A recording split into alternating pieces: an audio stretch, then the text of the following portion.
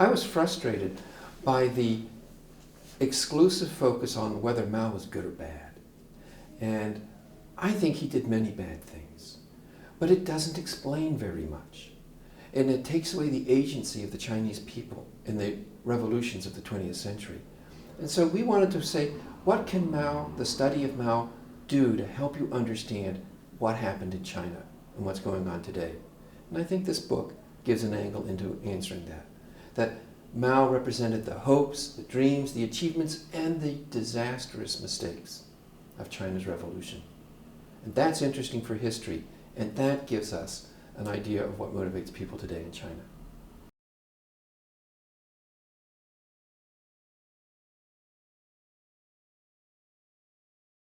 There are multiple Maos. There's not a single Mao. And the book tries to present two key differences. One is the historical Mao, and the other is the ahistorical Mao. The historical Mao is the leader at various time periods. Sometimes he did great things, sometimes he did horrible things. The ahistorical Mao is just as important. It's the Mao in our mind, in the minds of millions of Chinese, but also Naxalites in Nepal, Shining Path, and other revolutionary movements. So we try to show a contrast between the historical Mao and the Mao that we think we remember.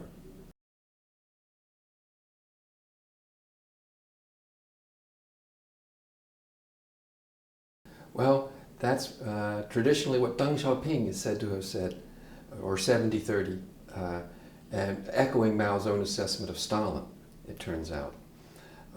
There's some truth to that, I think, amongst scholarly views. I would say probably most scholars tend to be critical of Mao, contemporary scholars. They're not interested in just saying he was a demon, but they're pointing out the major policy flaws, and particularly the Great Leap Forward, which caused so many deaths. And yet, there's a desire among scholars to understand what he did contribute, as he was the preeminent leader of 20th century China. And I think that the real question for scholars, as opposed to the broader public, has been, we're interested in understanding and explaining. It's a perfectly natural and reasonable thing to want to judge and have a moral assessment. But as the scholarship on Hitler argues, pointing out that Hitler was a bad man explains nothing.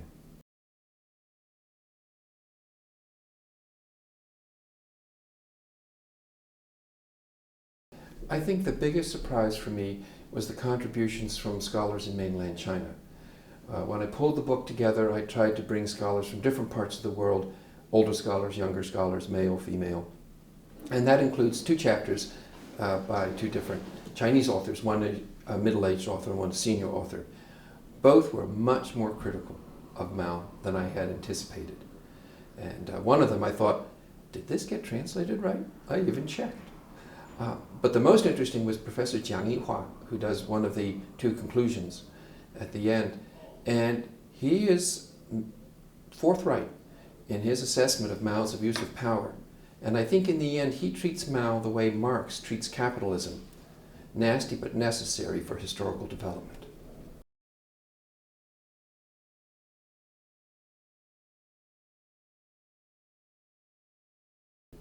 Our goal has been to change the way people who are not specialists think about Mao.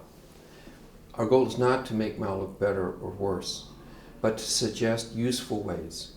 One of my themes in the book is empowering the reader to make their own interpretations, using the material that we present in the 15 chapters, but suggesting and inviting them to go beyond. And if we can stress the need to judge people in their historical context and to accept that contemporary views may not be historical, but they're important for the people who believe them, you mix history and anthropology to offer tools to understand the most important leader of 20th century China, who still is important to so many people as a good model and as a bad model.